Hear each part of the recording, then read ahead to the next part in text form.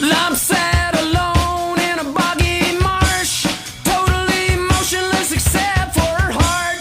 Mud flowed up into Lump's pajamas. She totally confused all the passing piranhas. She's Lump. Hey everybody, today's guest is Chris Ballew, bassist and lead vocalist for Seattle, Washington alt-rockers, the Presidents of the United States of America.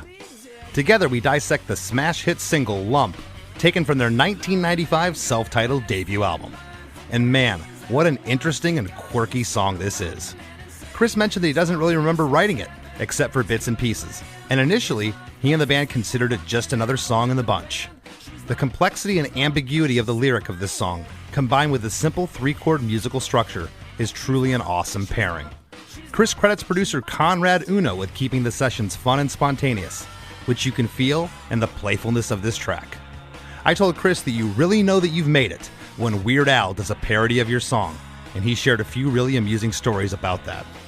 And Chris also channeled inspiration from one of his favorite artists, and talked about how that influenced the writing of Lump.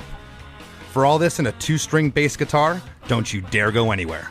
Hey, hey, have you heard? Chris DeMakes a podcast. Hey, hey, have you heard? Chris DeMakes a podcast. Hey, hey, have you heard? Chris DeMakes a podcast. Hey, hey, have you heard? Chris DeMakes a podcast.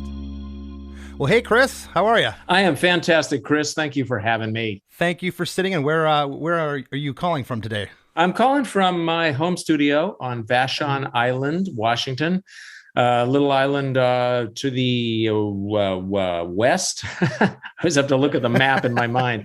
A little island to the west of Seattle. Okay.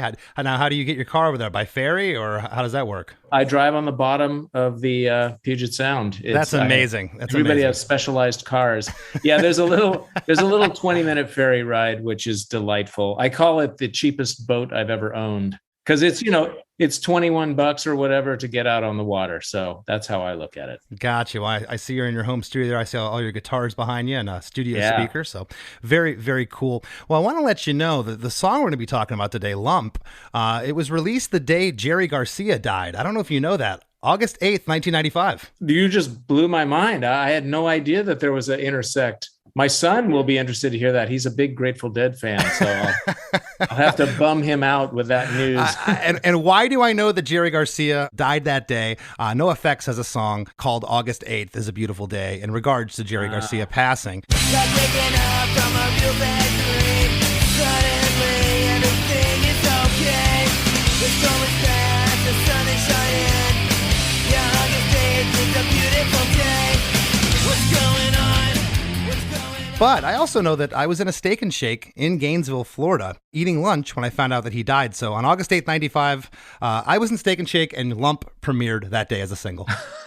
Let's just say that Lump premiered the day you were in Steak and Shake. Perfect. That's a more happy kind of association, I think. It certainly is. So if you can, take us back. This is a really cool story, how this all came together with your band. You had recorded the first record by yourselves and released it on Pop Llama Records. Of course, it was then later picked up by Columbia. So do you remember writing Lump? Can you take us back? Well, it's an interesting story because the short answer is no. I don't remember writing the actual core hook of it.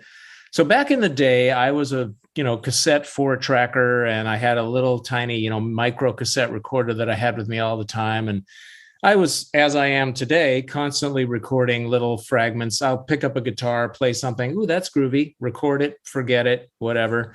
And then I make kind of a routine out of playing those little clips while I do the dishes or clean my room or whatever. Headphones on, mow the lawn. I like that. Headphones on, mow the lawn. It's a new lyric. See there, I would save that fragment. So this was 1993 or 4, early 94 maybe. I was cleaning my room and I had that little tape deck on and all these little fragments are going by. Now, usually when the fragments go by, I'm like, oh, I remember where I was there. And I can picture the scenario or the setting where I made the thing up. And then all of a sudden this thing came on that caught my attention. And it was me going, it's Lump, it's Lump, it's in my head. It wasn't a she yet. And it piqued my attention. And that's kind of what I'm looking for. When I'm listening to these fragments, I'm looking for something to reach out and, hook me literally with a hook. Yeah. So it did. And the immediate sensation I had was I have no idea when or in what context I made it up. I just don't remember the initial moment of creation, but I remember reacting. It was definitely my voice on my little tape. Not like somebody stole my tape deck and made up a hit song and put it back. So yeah, I don't really remember writing. Well, I do remember thinking it's lump. The initial image I think I had was like of a lump in your head, like cancer or something, or a cyst. But I was like, that's kind of gross. I'll change it to she's lump. And the moment I put the she in there, she's lump, this image, this weird, surreal, like trippy image came to mind of this overweight, middle-aged woman in a house coat with curlers in her hair and a cigarette, and if she were to speak, she would kind of sound like this, don't worry about it. And she's sitting in a shallow river in the Amazon with all these piranhas circling her, and she's in the mud, and she's just like this. Everybody used to always ask, what's lump about? It's exactly about what the lyrics are. It's just, I don't know why I thought of that or what I was doing. I'm sad alone in a foggy marsh, totally motionless except for her heart. Mud flowed up into lumps, pajamas, totally confused, all the passing piranhas. She's lump, she's in my head. She's lump, she might be dead. Lump lingered last. What I loved about that song from the moment it kind of came together was musically, I was really taking a cue from the Buzzcocks. I was super into that album, the collection of singles that was their American debut, Singles Going Steady.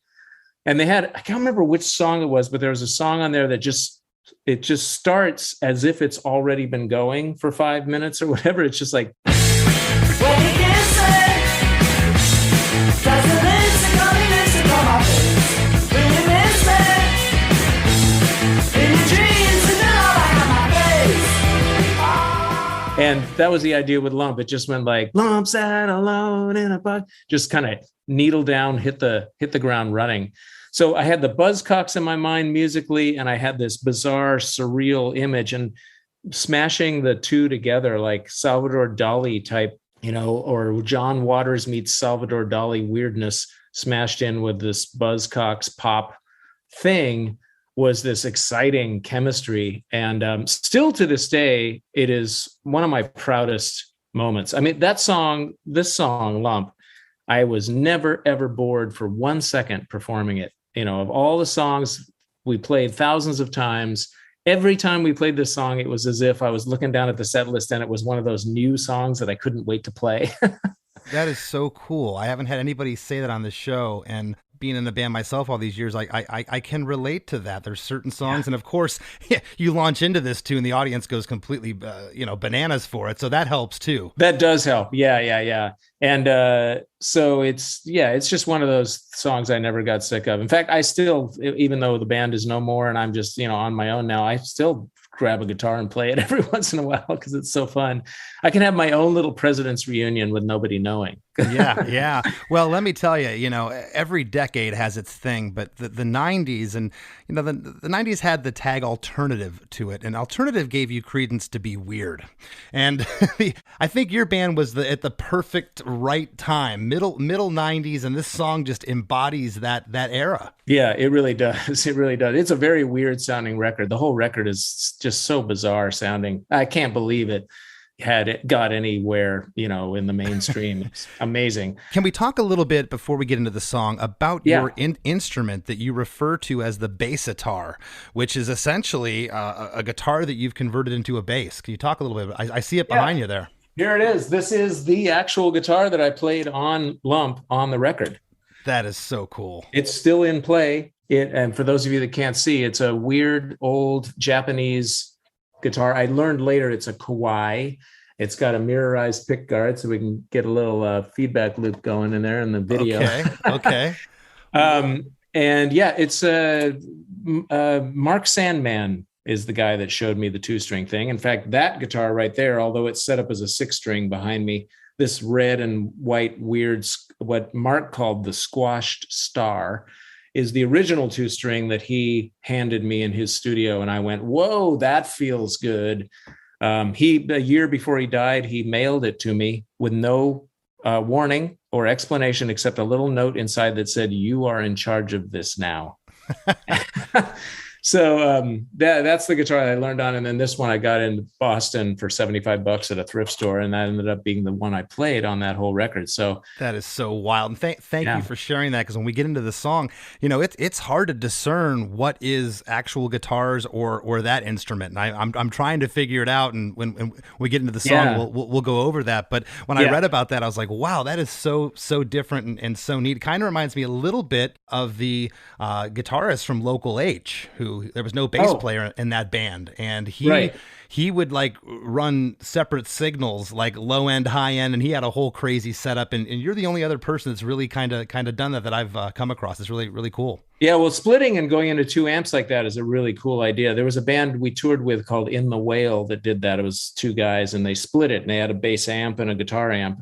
And actually, the Presidents, we did that once. We were playing in Amsterdam, and Dave got bronchitis. And we were on a tour with, who was it? Supergrass. Oh, cool. And we were actually opening, or I think we were co-headlining, like trading off. Anyway, Dave couldn't do the show. It's the Paradiso in Amsterdam, which is our like European home away from home. Oh yeah. And we didn't want to cancel the gig, so Jason and I spent sound check figuring out which songs we could do without Dave. And we split my signal and put half into Dave's guitar amp and half into my bass amp. And we did the show as a 2-piece. So we did it once, and it was super fun. It was kind of limiting. We couldn't do every song, but most of them. Wump we certainly could do. Yeah. Well, that's awesome.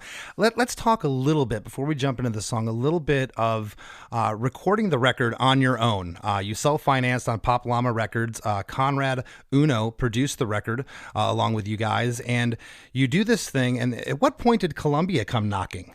Well, we did the record with Conrad. We mixed it and everything, and released it with Pop Llama. And it was a great experience. Conrad was a fantastic producer because he was mostly about feel. He liked the way I would react to my microcassette fragments, waiting for a hook.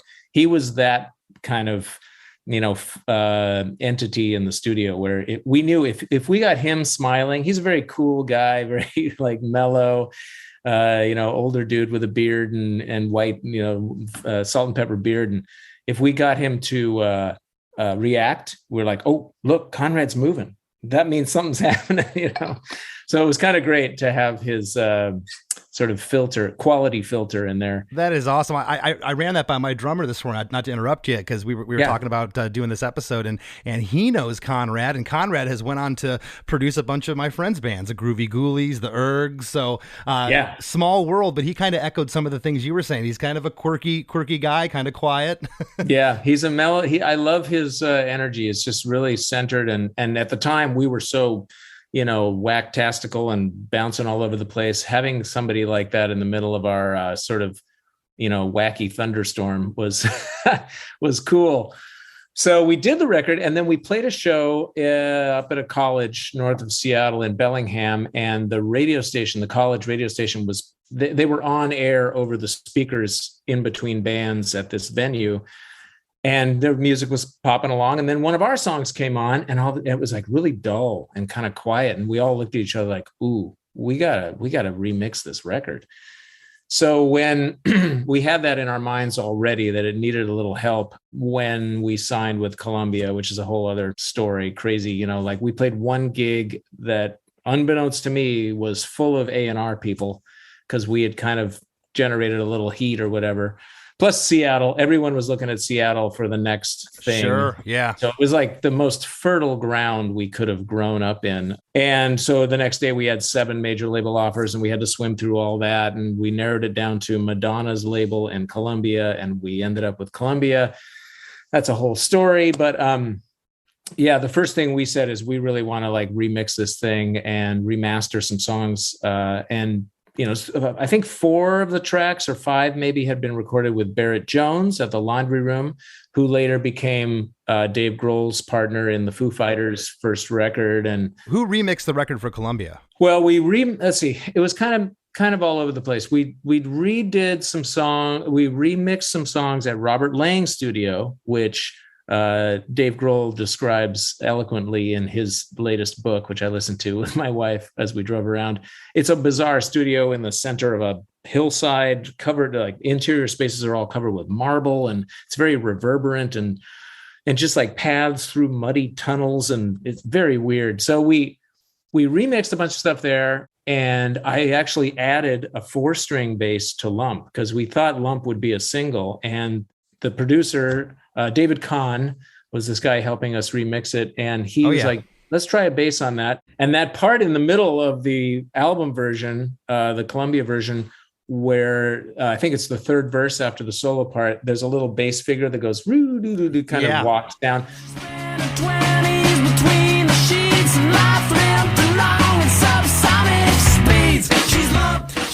That was me just fucking around. I didn't know they were in record. Oh, cool. So I did that, like that, and then they finished the playback, and I was like, okay, let me do it for real now. And they're like, you just did it. That is great. And I gotta say, I can't think of another song that made better use of 3 chords than Lump. I mean, you want to talk about a simple idea, but man, what you did with it is incredible. And I want to hop into the song now. I'll tell you, usually it's the 3.5, 4.5 minute songs I get on this show that are constructed so well that they sound shorter. They don't sound like you're listening to a 10-minute song. This is the opposite. This is only 2 minutes and 14 seconds, but it seems longer in a good way. It's incredible. Yeah, right. Yeah. It's dense. It's dense, but it's a full song. And I think a little bit of that goes back to what you were saying. You wanted to hit full throttle out of the gate. The song's 2 minutes and 14 seconds. It opens up with the kick and the crash cymbal, and you're right into verse 1. The drums are playing like this Motown flavored beat with double snare hits. Lump sat alone in a boggy marsh, totally motionless except for her heart. Mud flowed up into Lump's pajamas. She totally confused all the passing piranhas. She's Lump. Lump sat alone in a boggy marsh, totally emotionless except for her heart. Mud flowed up into Lump's pajamas. She totally confused all the passing piranhas. And I love that because piranhas doesn't rhyme with pajamas. No, it doesn't. It doesn't. But it's just like, oh my God. I know, but it just flowed out. Bananas might have worked, but I don't know about piranhas. I don't know. But well, again, I was just describing what I was seeing. It was more like about describing than trying to look at the actual words and make sure they rhymed. I just was like, here it is. Here's what I see. So it was bizarre. Right. And what's going on here? The second line, totally emotional except for her heart. She's emotionless except for her heart. That's an interesting line. Yeah, I don't know. I guess if I were to try to pick it apart, totally emotionless, meaning like I think her heart was functioning. Like she was emotional on a functional level. Like she needed a heartbeat. She's so like lethargic that's the only thing that was actually working. So the right and the left ventricle were working in her heart. Okay. Yeah, exactly. And now with these lyrics, they sound like they were stream of consciousness. Did you have them jotted down in a notebook, or were you just kind of singing these over and over and didn't forget it? No, I wrote it down in a notebook. I had a spiral bound notebook at the time, like a blue notebook where I wrote all my lyrics. And I just scribbled it down with a pen. I think it really just sort of came out more as a written poem, kind of like I wrote it with what I saw in my mind in mind. Lump sat alone in a boggy marsh, totally motionless except for her heart. Mud flowed up into Lump's pajamas. She's totally confused. All the passing piranhas. And then sang it, I had kind of the melody and the cadence figured out, but I don't think I riffed on it and worked it out. It just sort of just kind of poured out. Well, you mentioned a moment ago, 27 years later, you're not sick of the song. It's one of your proudest moments. You love to play it. Back then, Okay, when you're demoing this and Conrad's hearing it and the rest of the guys in the band are hearing it, did you think you had something special here? Was it just another track in the bunch? You know, it was kind of another track in the bunch. And in fact, live, it was kind of a dud. Because we had we had these songs that were like Boll Weevil and they were groovy. And then we had Naked and Famous, which is like this kind of mock, LA rock and roll sound. Ain't worth the trip. Everybody wants to be naked and famous. Everybody wants to be just like me, I'm naked.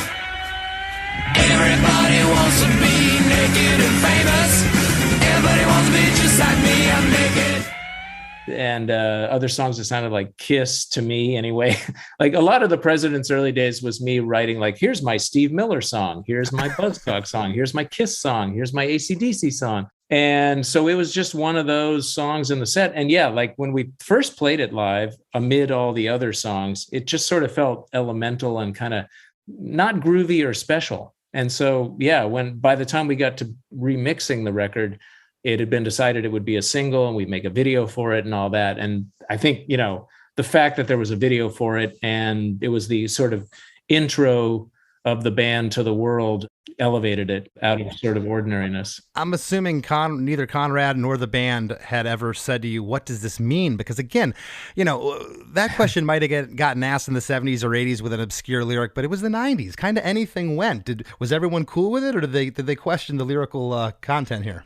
No, nobody questioned the lyrical content. And they, Dave was good at questioning my lyrical content. There was a verse in Peaches. There was a line or two in Peaches that were too druggy, like too much about psychedelics. And Dave's like, you got to find a more poetic way to express that. It's a little on the nose. Okay, Chris, you just said it. I was going to say a little bit ago when you were talking about thinking of these lyrics.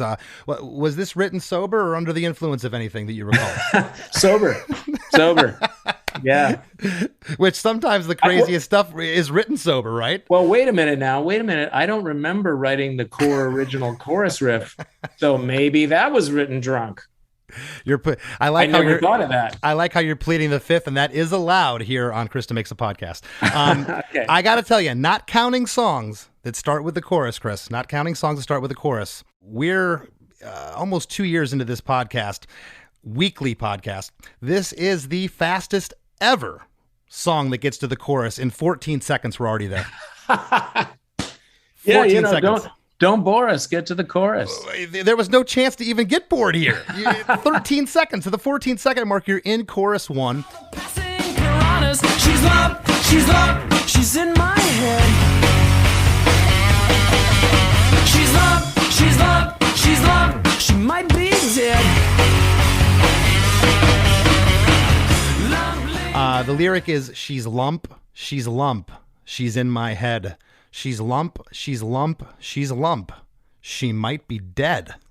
Yeah, she might be dead. And literally, she's in my head, meaning I'm having this vision of this scene, and she might be dead. Just another way to describe her absolute lethargy. She has no motivation at all. I'm realizing as you talk about this a little bit that at the time I was heavily into Salvador Dali. I just read his autobiography like twice, and it was like a heady, psychedelic, sort of inspiring experience to dive into his world. And I think this is sort of my most surrealistic attempt at songwriting. That's probably why I was letting the lyrics be so weird, is that I was kind of treading around in Salvador Dali's waters, trying to see if I could do what he did visually with words. This is your obscure musical painting, and Dali's a trip. You ever been to the Dali Museum in St. Petersburg, Florida? Twice. Yeah. Yes. I love that place. It's very, very cool. Well, in chorus one, I love the staccato guitars that are kind of following. She's lump, dun dun, that's happening. Yeah. And on the second line, she's in my head. Guitars and bass are in, and the guitars are off right, or one guitar is off right with kind of like a fuzz tone playing that guitar hook. Now.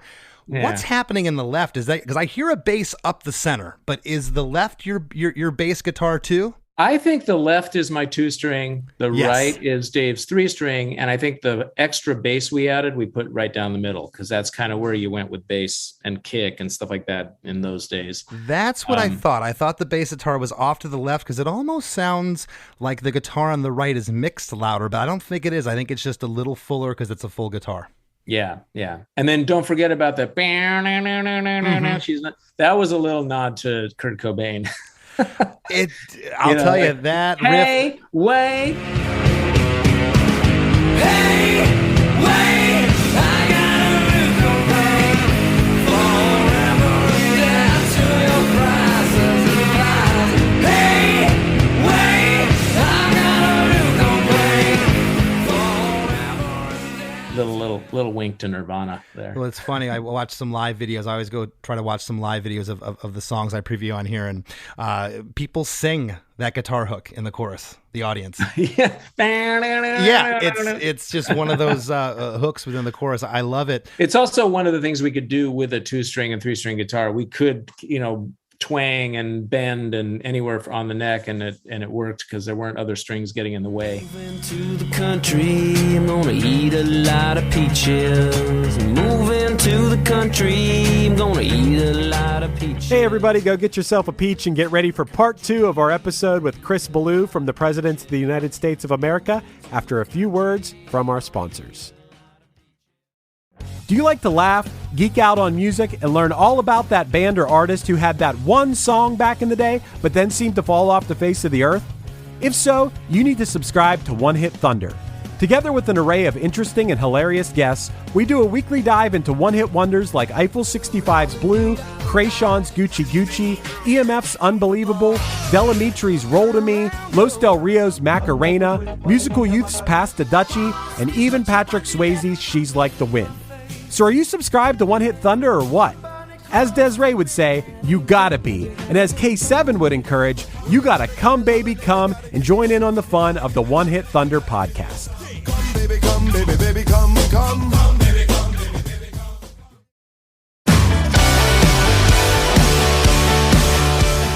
Hey, Chris DeMakes a podcast producer, Chris Fafalius here. You may have heard me talk about my band Punchline before. Maybe you already know us, or maybe you're hearing about us for the first time right now.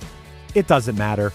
No matter what your relationship with Punchline is, I will absolutely guarantee that you'll love our new podcast, A Band Called Punchline. Starting with our humble beginnings in a small town in southwestern Pennsylvania in 1997, we're telling the hilarious, strange, and hopefully inspiring story of the 25 plus years of our band in the most honest way possible, podcast style. A Band Called Punchline is an audio documentary available now wherever you get your pods. So subscribe and let me and my friends share a wild, entertaining, unique, and wonderful tale of music and perseverance unlike any other that's still being written today.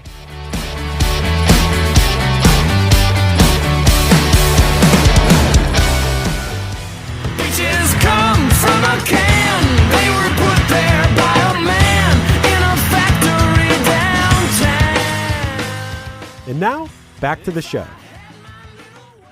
Now, I noticed on all the She's Lump lines, it sounds like the vocal may be double tracked there. Boy, I haven't listened to it for a while. Yes. And on the first chorus, at least, I don't really hear a harmony there. It sounds like it's unison. It's almost like maybe a thrown-in harmony on one of the lumps, but it definitely sounds double-tracked. And, of course, this record was tracked to analog. This wasn't Pro Tools or anything. Yeah. Yeah, 16-track, reel-to-reel, analog. Wow. Yeah. And then it was bounced from that 16-track to a 24-track truck. Then the 24-track truck drove to Don Robert Lang, and I think we dumped it again onto another machine. So I think the songs out of the 13, I think 9 of them were remixed that way, and 4 of them were from the Barrett Jones Laundry Room session. We couldn't remix them, but we EQ'd them, like Kitty and Boll Weevil, I think, and a couple others. So yeah, I think they went through several rounds of tape compression, which might have helped things. Yeah, well, the last line on "She Might Be Dead," you get that guitar hook again, And then we're, the what we're calling the Cobain part, which that part is, now that you say it, it is so 90s, but so perfect. Yeah. It's so perfect. Goes in straight into verse 2. There's just pedal to the metal. You're back in.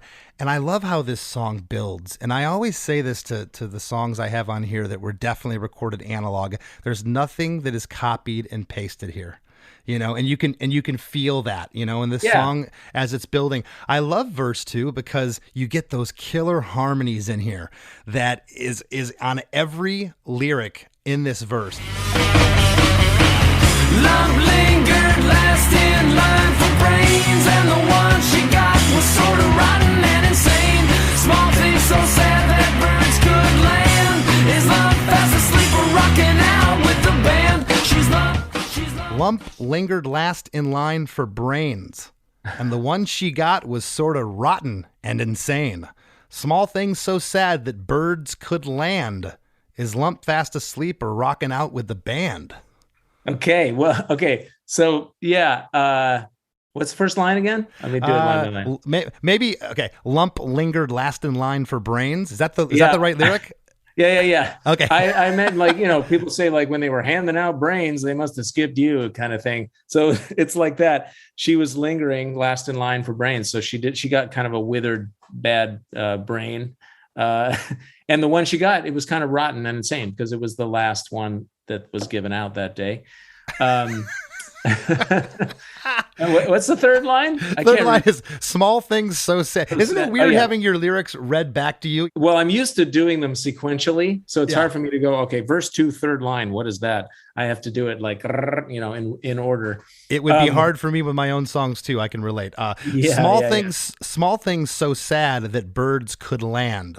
Meaning she's inert. She's not moving. She's so sad and small that birds can just land on her. They don't. She's not going to scare any birds. It's a measure. It's a degree of stillness that she is occupying. I would love to step into your mind sometime, Chris. It's either the most frightening or the most fascinating place, or both, maybe. Or both. Yeah. I think it's a balance. It's a teeter-totter.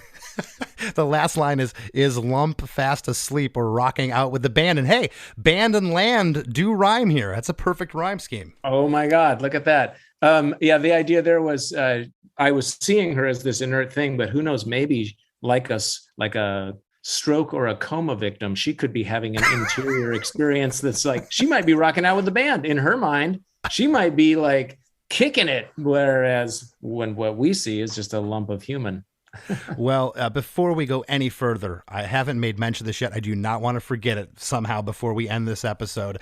But, you kind of made it when Weird Al parodies your song. I'm sad alone on a bench in the park. My name is Forrest, he casually remarked. Waiting for the bus with his hands in his pockets. He just kept saying life is like a box of chocolates. He's dumb, what's in his head?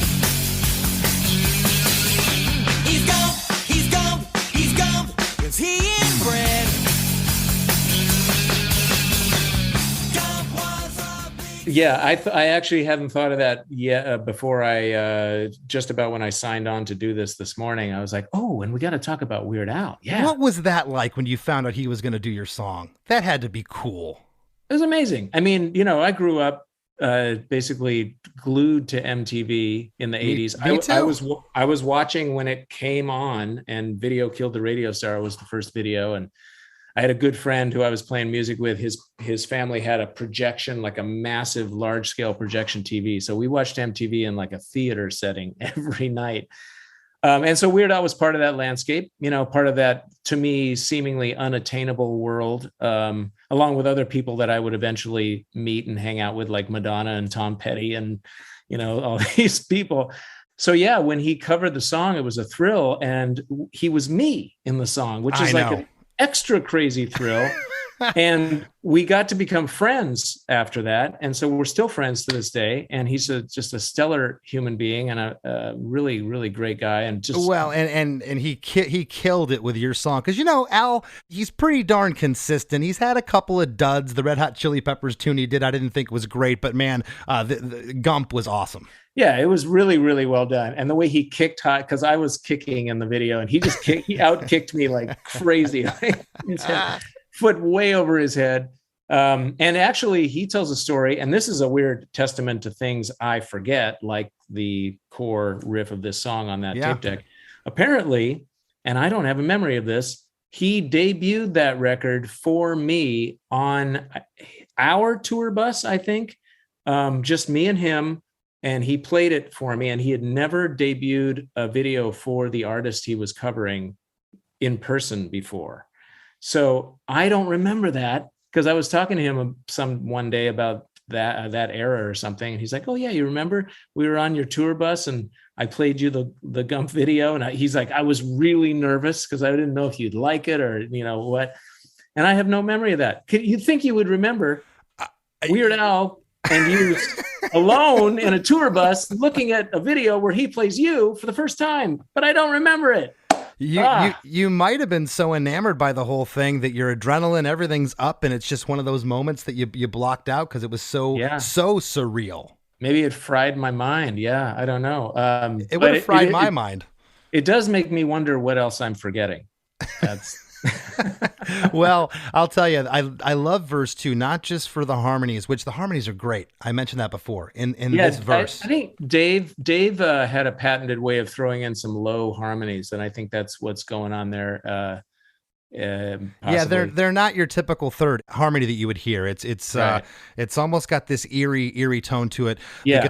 The guitars here are all the way through verse 2, unlike verse 1 was just the vocal and the drums. And that I got to say, that was Conrad Uno's idea. Originally, the song started with music, just like the Buzzcocks vibe that I was trying to do. Yeah. And Conrad was like, what if we mute the guitars? And we all went, yes. So That is great. And that's kind of what I was going to ask you right now. Was the song, and you kind of just answered part of that question, was the song pretty much kind of what your vision was on the demo at this point? Or how many changes up to at least, through verse 2, chorus 2, was there changing? well, from the demo phase, it changed quite a bit, just tempo wise. And, because the original was more like lump sat alone in a it was kind of this weird, chuggy, groovy thing. Lump sat alone in a boggy marsh, totally motionless except for her heart.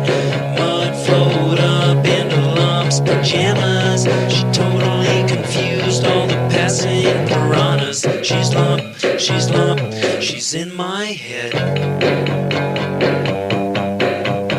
She's lump, she might be dead. And I think that's the demo that I listened to on YouTube last night. Right. Which real quick, we got to talk about at the 1:15 mark in that song.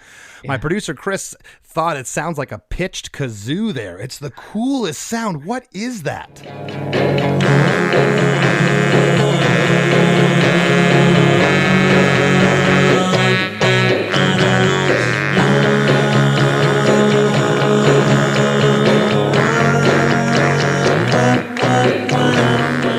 That is a Radio Shack keyboard, a tiny little realistic keyboard that had the greatest sounds, just weird, poingy, compressy, vibraty sounds on it. I love that thing. I demoed with it all. And that drum machine in there is the Radio Shack keyboard too. I don't know if it was needed. Obviously, history is what it is with this song. It was a huge hit. It wasn't needed, but I loved that. It's such a crazy, I had never heard, I kept rewinding and go, what is that? Well, that's why in the studio version with the Presidents, I'm going ba ba da ba ba ba ba da, because I was imitating that little realistic Radio Shack keyboard doing that.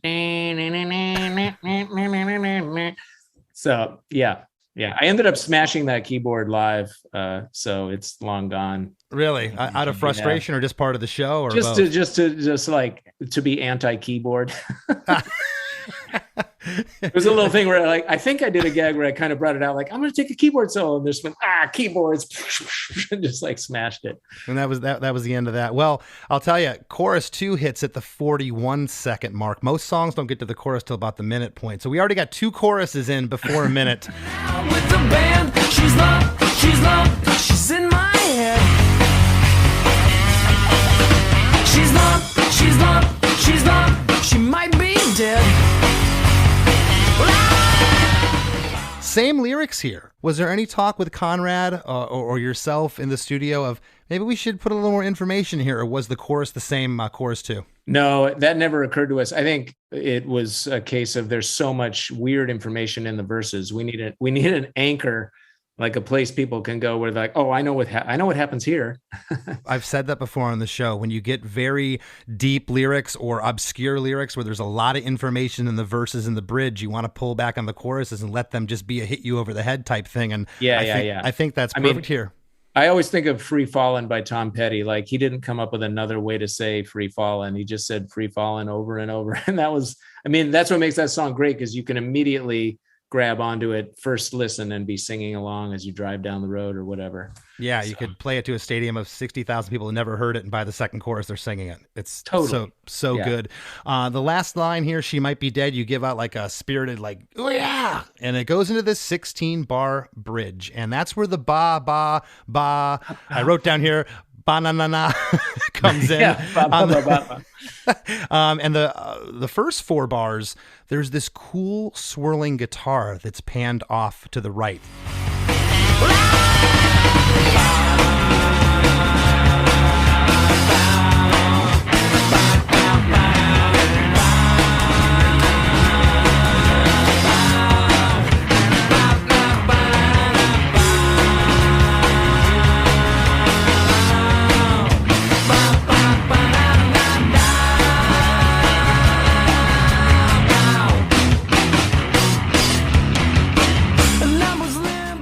By the 5th bar, the ba-bas are happening again, but that guitar is slowly moving. I feel it in the center, and then it goes to the left. It's kind of swirling around there. Really? Yeah. Wow. I don't think I've ever noticed that. Yeah. And I don't know if that was a mix thing or if I'm hearing pre-delays or delays or something circling in the headphones. It was a really neat effect. When we get to the 9th bar, there's that other vocal. The ba-bas are still there, but there's this ooh that you're doing. At first, I thought it was a guitar, but those are vocals under there, right? Yeah. The idea was it was a big vocal break kind of thing that, again, was trying to imitate that little keyboard. Also, back in the day when we made that record, we used to track vocals, lead and backup vocals at the same time together in the studio. So we'd had a lot of like randomness and like, doing stuff to make each other laugh, or it was energy. Later we would do like, okay, time to do the lead vocal, go in there alone and do it. And then we'll do the backup vocals one at a time. And we got more surgical with it. And we really I really missed that energy with it. I didn't realize how essential that was. So a lot of that, what's going on in this ooh part, this, breakdown is like, goofing off. It sounds, if I could give it one adjective, it sounds spontaneous. One word. Oh yeah, it was very spontaneous. We really didn't have a plan. Yeah, it's awesome. I love here between the 9th and the 12th bar here of the bridge, about 3/4 through, the na-na-nas on the bas that you're doing, the very end of it, the melody changes there on the back half. Just that one time.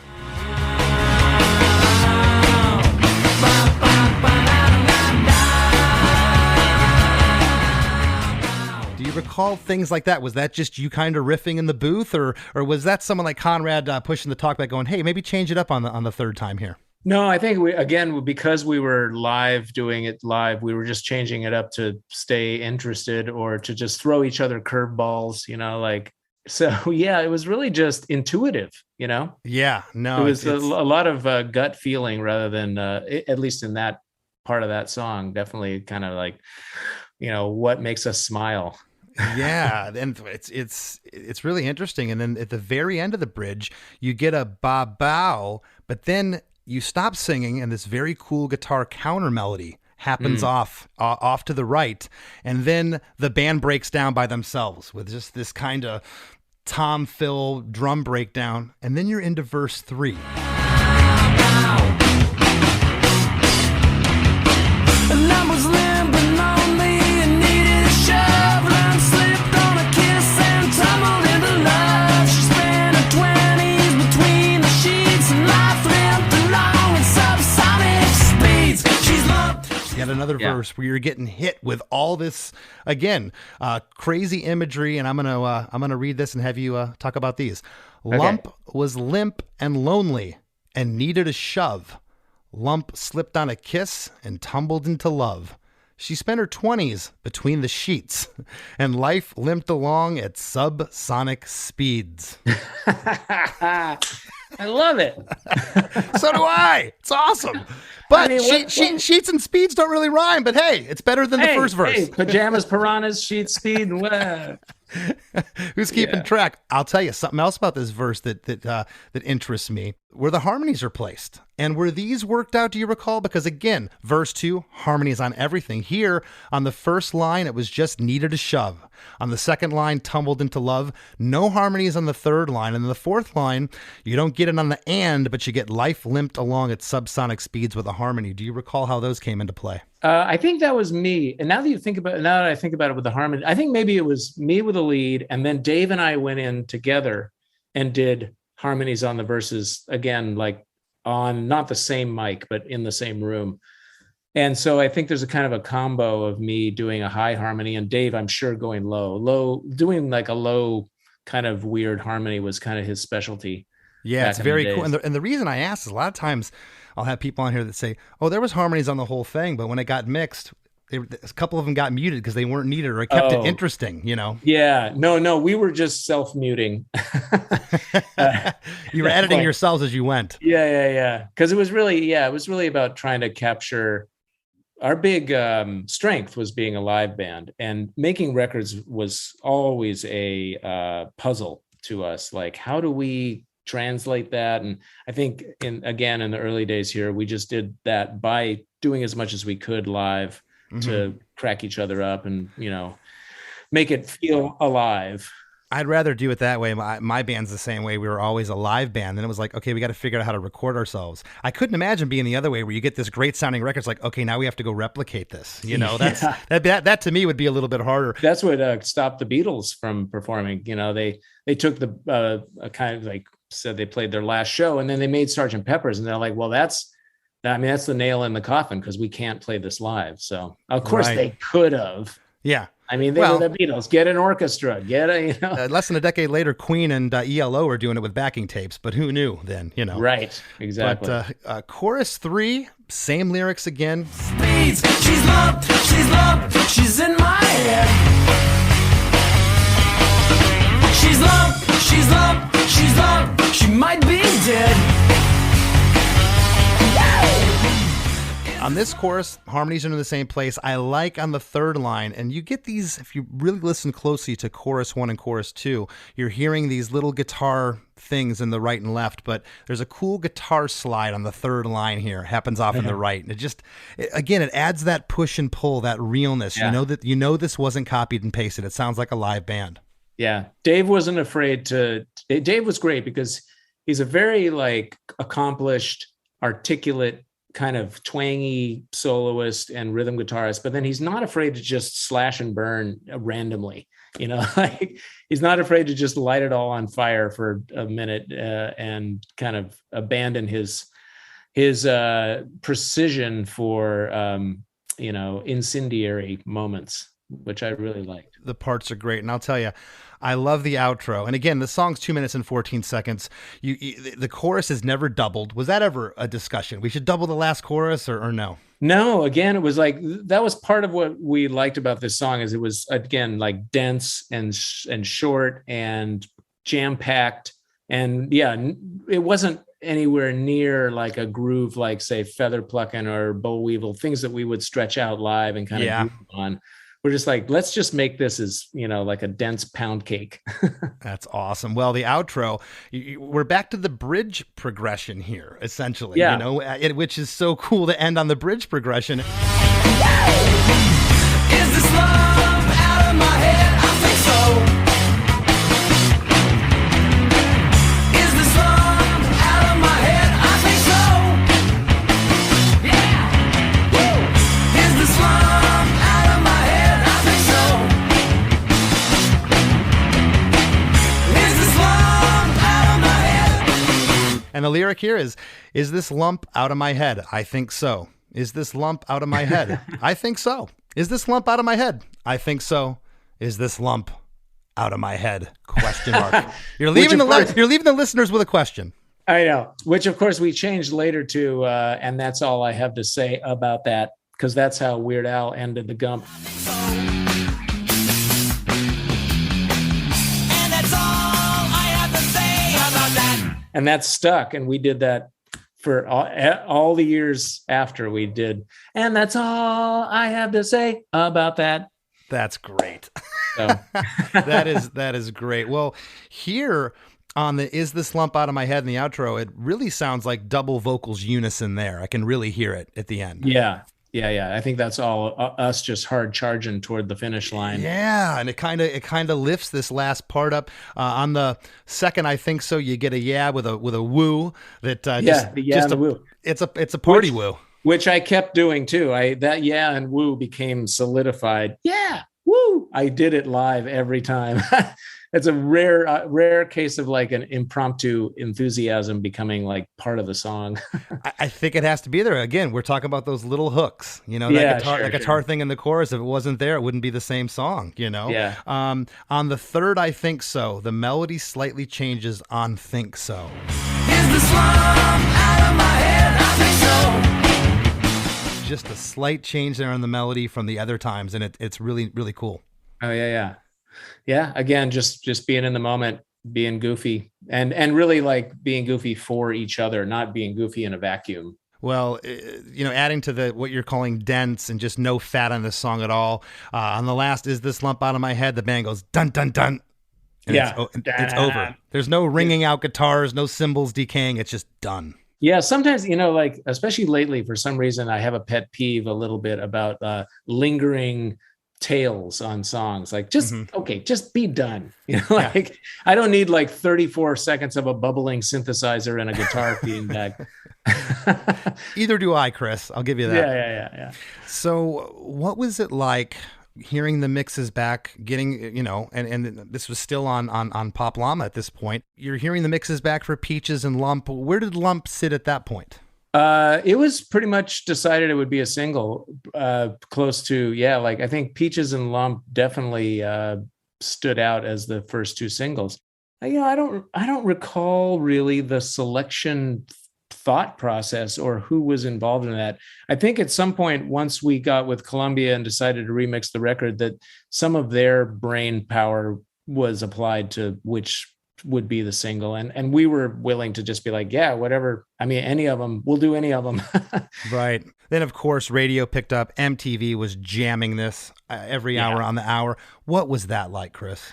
It was amazing. Again, you know, like to later have cross paths with Weird Al was surreal, but to be on MTV, the channel that I was completely glued to in the 80s, it was phenomenal. It was really heady.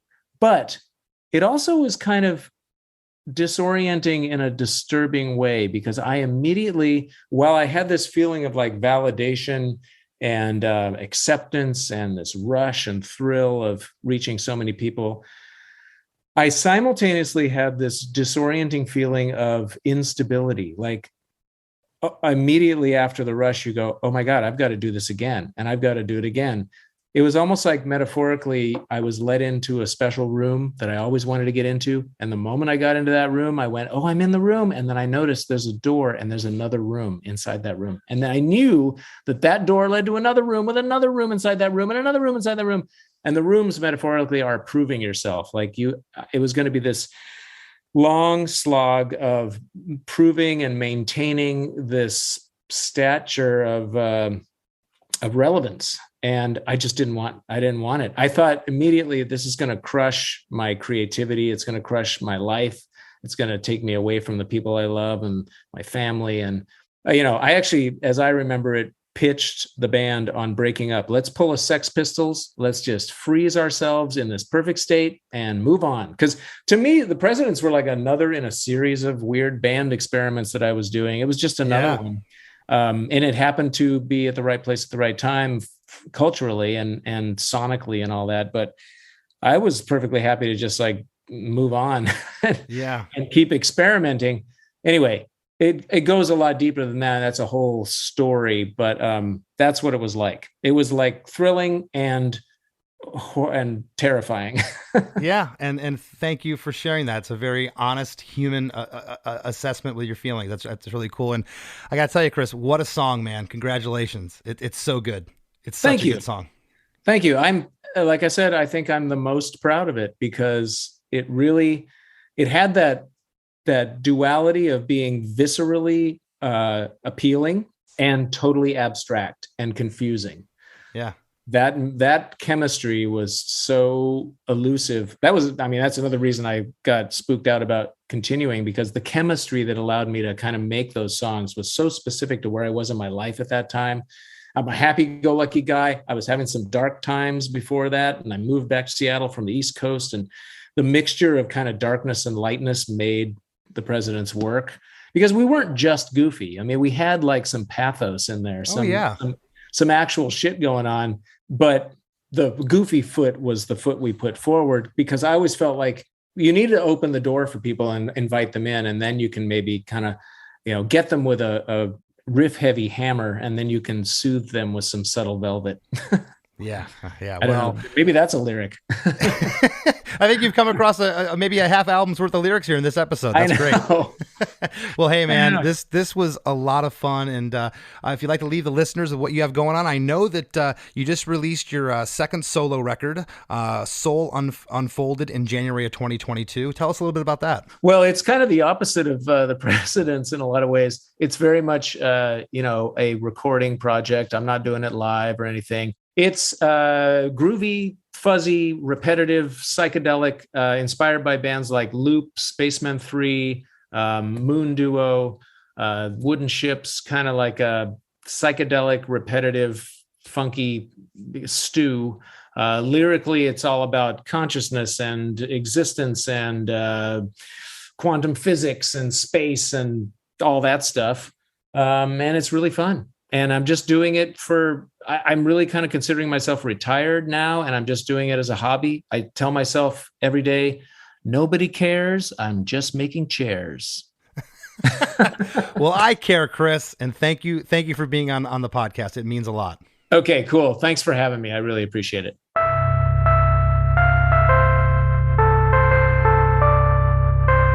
There's lots more Chris DeMakes a Podcast after a few words from our sponsors.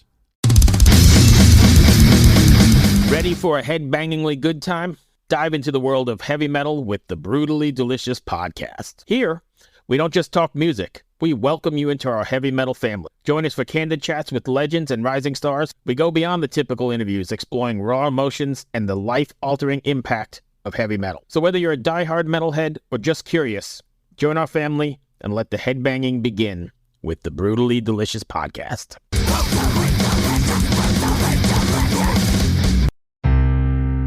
As we near the end of the show, here's a band you might not know. Welcome to this week's Band You Might Not Know. If you'd like your band to be considered for Chris DeMakes a Podcast, all you have to do is email your song via MP3 only and bio to bandyoumightnotknow@gmail.com. This week's featured artist is Casual Fantastic out of Philadelphia, Pennsylvania. The band consists of Josh McIlvin on vocals and guitar, Nick Menotiades on drums and backing vocals, and Paul Menotiades on bass. Here's a snippet of their song, Goodbye, Goodbye.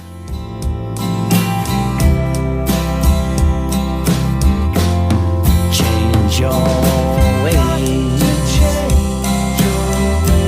Will you ever change your ways? Change your ways. Will you ever change? If only you'd learn to be. The Wrap with Chris and Chris.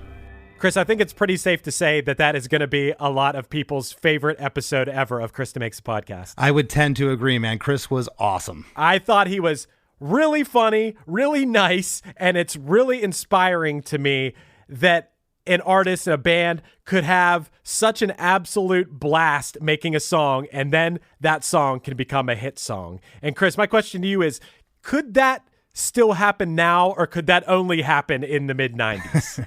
I think it can happen now. Of course, the mid-90s was a time of reckless abandon, and maybe things happened a little more like this frequently back then. But yeah, I think it could still happen. I thought that was one of the cooler stories about the meaning of a song we've ever got before. I love that he referenced Salvador Dali several times. That's my favorite artist. I thought it was cool that one form of art could inspire a completely different form of art. I don't think we've ever had someone on here say like, oh, this particular painter gave me this idea of a vision in my head, and then I just basically described what I was seeing in my head. Dude, so awesome. Yeah, and a lot of times artists will, I don't know if the word is disown, but, kind of look down on their big hit. It was a novelty for their band or something they wouldn't normally do, but talk about embracing it. He's so, like, he could still say, honestly, this is like the best thing I ever did, my most favorite thing I ever did.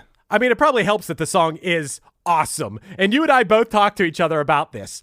In the 90s, we were very into punk rock, and if something was mainstream, you kind of like turned your nose up at it. Dude, this song rocks so much harder than so much stuff that I listen to. And you told him this like after mics were turned off too. And I 100% agree that this band's amazing. This is so good. It's so fun. It makes you feel good. And could you imagine playing this live? How fun that would be? Oh yeah, it's like I said in the episode, I think it's one of the best use of 3 chords in any song. It's so, the idea is so simple, but yet the lyric is so abstract, and how it meshes together is just it's unreal. And the fact that he's just matter of fact about it, like, I don't really remember even writing it. It's just kind of one of those things that just kind of happened. Dude, how cool is it? He's the first person I heard say this, and makes me want to, I guess I do this in a way, but not how he said it, that he would just record things and, not necessarily even remember, but listen to them back while he's cutting the grass, while he's doing chores. And then if that thing he recorded, I don't know, inspired him, then he would take it further. Mm-hmm. So it's kind of like you're creating your own playlist and then you're listening to it and it's like, what is sticking with me of what I recorded before? I mean, we have our own ways of doing that, listening back to old demos, but he's doing this back in the 90s. I'm sure he's doing it on a pocket recorder or something. Yeah. It's such an interesting way to consolidate ideas. And I have like 500 voice memos of ideas on my phone. I think I'm going to do that. I think I'm going to go out and mow the yard later, Chris, and listen to it and see what bubbles to the surface. Yeah, I love that. And this is something very specific from this episode that I wanted to talk about. You were talking about pajamas and piranhas not rhyming, but dude, I say pajamas. Pajamas. Am I saying that word wrong? Am I saying it because I'm from Pittsburgh? Do we say pajamas? I've always said pajamas. Which would kind of rhyme. Did Chris say pajamas? Well, you said pajamas. Does he say pajamas or jamas in the song? Actually, I don't know. I didn't listen back to it now. Because when you said that, I'm like, well, I say pajamas and piranhas kind of rhymes. What's that called? It's not an exact rhyme. Isn't there a word for that? It's a soft rhyme, but we need to debate this in our Facebook group. Yeah, Jamas or jamas? I mean, as soon as we listen to it, we're going to see how Chris said it. The short version, do you call them jammies or jammies? Well, I don't say either of those, but if I had to, I'd say jammies. Well, I have kids, so I call them jammies. Okay, pajama jammy jam. You'd have a pajama jammy jam in the 90s if you were hanging out with like Kid and Play or something. Oh, you managed to spare a little time to come up with a plan? Not any plan, man. The plan of plans, man. You know what I'm saying? Yo, think about it. A house party. Oh, house party? Yo, man, not just any house party. The mother of house parties, man. A pajama jammy jam. Hey, I got to say something before I forget. Can you believe, for the life of you, Chris Ballew, could you imagine being on your tour bus and Weird Al premieres the Gump video and you don't remember him doing that? Yeah, that's crazy, but I think you're right. I think that may have been just too overwhelming to every set, like so surreal. Sensory overload. Yeah, it's just an overload, but that is the coolest story. And like you said, Chris, not only did he parody the song, but it's a song that Weird Al did a music video for, and in the music video, Weird Al is Chris. And I love he was referencing, like, I just watched that video last night, the kicks Weird Al's doing, like kicking above his head. Yeah. It's actually impressive, but so good. So good. Yeah, and he even said it how surreal it was growing up as an MTV kid in the 80s like I was, and just now you're on MTV, and then Weird Al is on MTV with your song playing you. I mean, that's what a trip. So cool. He referenced what he called the seemingly unattainable world of MTV. Yeah. Which, yeah, it seemed like a magical place. And in certain ways, Chris, I know that you've had music videos on 120 minutes before. So your music has been on MTV. My band they've used our songs on like the background of like The Real World and stuff before. So in one way or another, we've got to experience that at a certain level of like this thing that seemed like so magical and unattainable, then your music is on it and it's like, whoa. But he got to experience it to such a crazy level. Like, yeah, that Lump and Peaches, those music videos were on so much at that time. And then to have that extra added layer of a parody of your song. Wow. Yeah, no, and just his instrument, the bass guitar, so unique and so cool. But going back to what you were talking about earlier about being too cool for school in the 90s, being too punk rock. I certainly was aware of this band, but I can honestly say I'm a fan now. And their catalog there's so many good songs. I feel they were ahead of their time, and Lump is such a cool song. And could you imagine this song if you were to punk it out, not like make a double time or anything, but just like bring big guitars in and do it? This song is so heavy. I seriously want to cover this song in one of my bands now. Yeah. I'm just constantly thinking about how fun that would be to play. And also the fact that it just goes. Yeah. Like you start and you're in verse 1. I can imagine if you're, playing a show and you just broke into this, that everyone would lose their minds. Yeah. You don't think, I don't know. For some reason, I never thought about covering the song, but now I really want to. Yeah, that was a good point that Chris made. It's like the whole idea behind the song was I want to just punch it and go 100 miles an hour. And that's what this song does. 2 minutes and 14 seconds.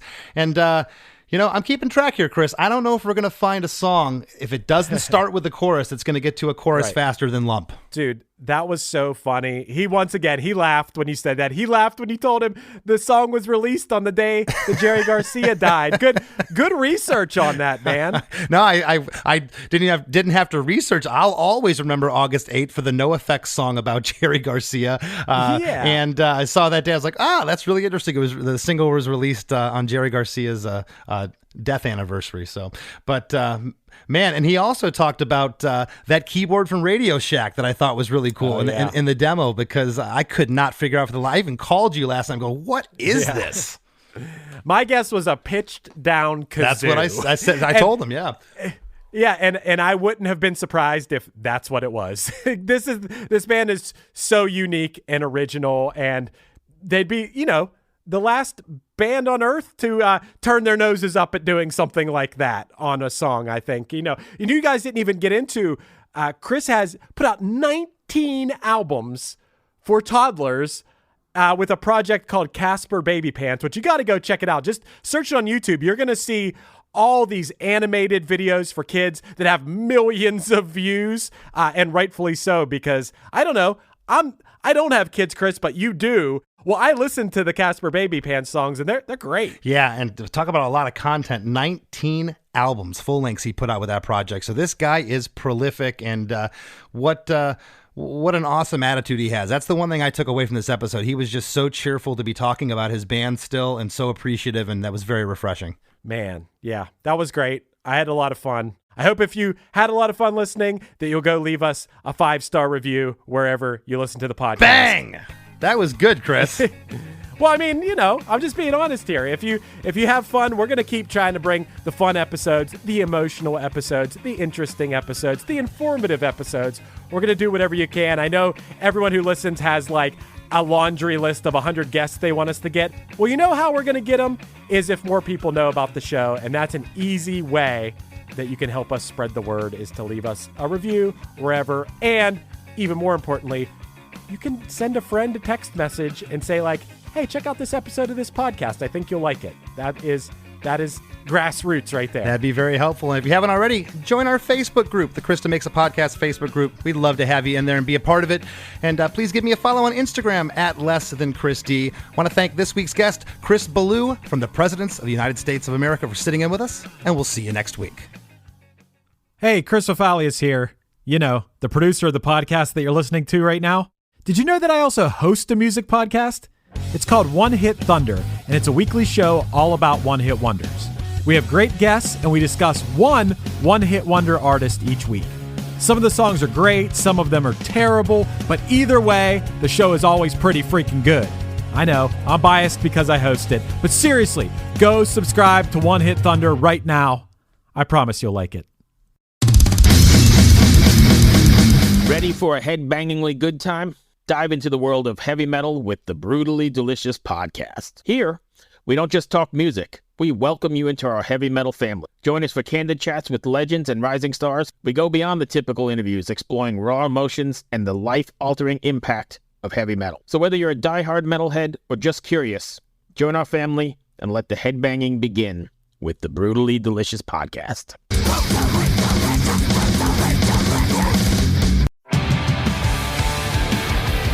What's up, everybody? I am Finn McKenty, host of the Punk Rock NBA podcast, part of the Sound Talent Media Podcast Network. My podcast is all about doing what you love for a living, and every week I sit down and talk to people who have done exactly that. For example, musicians like Tommy from Between the Buried and Me, Matt from Periphery, Lil Lotus and Shinigami, among many others, photographers, artists, designers, YouTubers like Glenn Fricker and Sarah Dici, and I unpack exactly how they got to where they are today with the goal of helping you do the same. So if that sounds cool, you can listen and subscribe at soundtalentmedia.com, and I'll see you there.